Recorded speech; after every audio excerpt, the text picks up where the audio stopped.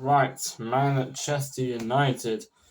We've had some ups and downs this season, but I believe that this has been a very good season for Erik Ten Hag and his Red Men, the Red Devils, the Red Bloody Legends. First of all, let's start from the start of the season. First game at home was against Brighton, 2-0, 2-1 loss, and then the battering against Brentford. We was bottom of the table after 2 games. People were already writing Erik Ten Hag off with the first 2 games. They're like, he's just get rid of him. He's crap. He's not going to be good. And which is ridiculous, by the way. You should never slate a manager for, a poor start to, your career at United. But moving forwards after that Brentford game, it was Liverpool. I was writing United off in that game. I think a lot of fans were writing Manchester United off, and we battered. Not really bad, but we won 2-1 against Liverpool at home at Old Trafford. Old Trafford this season has become a massive fortress. Yeah, we've only lost one Premier League game at home, and that was the first game of the season. And since then, we have not lost a game in the Premier League at Old Trafford, which is an immense record to do in your first season. But our away record is just as bad. It is shocking. It is awful. It is wow.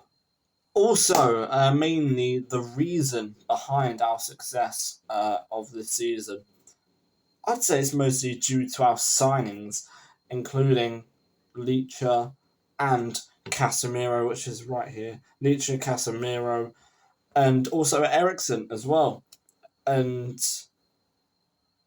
I think them three I think Casemiro and Eriksen have stabilised the midfield, and Leacher has transformed the defence. Also, the signing of Anthony, who is a fantastic player but is needed to be given the time to move forward and progress further. Manchester United have also gotten silverware as well this season. That is something that's needed to be accounted for. Erik Ten Hag in his first season as Manchester United manager won the Carabao Cup.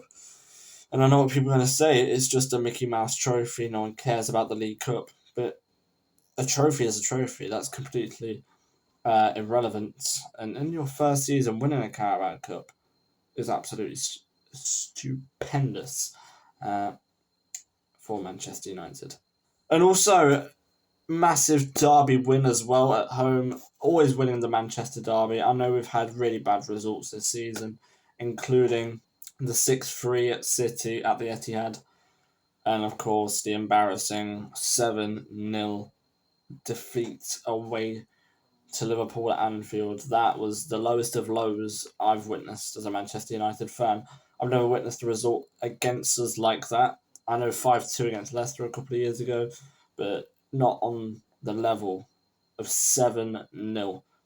But Liverpool have got Europa League, and we've got Champions League, so hold that, Liverpool. Talking about Champions League, we did secure a Champions League position. Third place in the Premier League, above Newcastle by 4 points.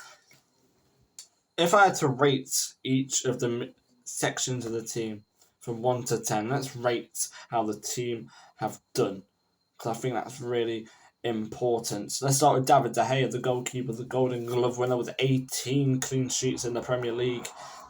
He has to get minimum an 8 out of 10. I'm going to go with 8.5. No, actually, I'm going to go with a 9.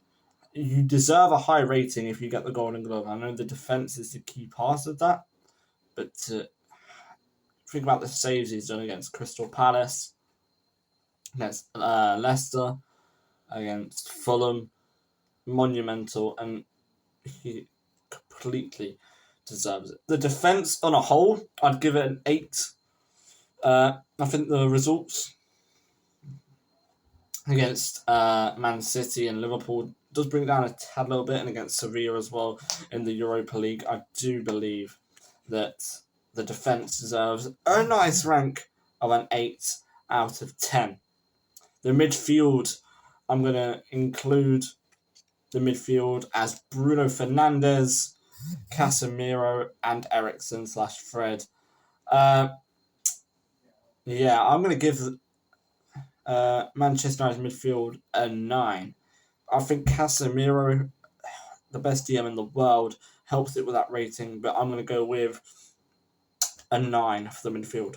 The attack, I'm going to go with the front three of Jadon Sancho on the left, Marcus Rashford down the middle, and Anthony Dos Santos on the right. Across these three, I'm going to give a 6.5. I think Sancho has been below par this season. Anthony, he has good moments, but momentum and what's the word? Oh my god, what's the word? 20 minutes later. Oh my god, I'm blank. Just keeping on the good performances for Anthony. That's what he needs to do. And Marcus Rashford, the man's got 30 goals this season, 40 goal contributions overall. Tremendous season for Marcus Rashford. Now, talking about Erik Ten Hag as an overall rating. I'm going to give Erik Ten Hag an 8.5. The reasoning for that is the man, Europe, he was a bit dodgy against Sevilla mostly.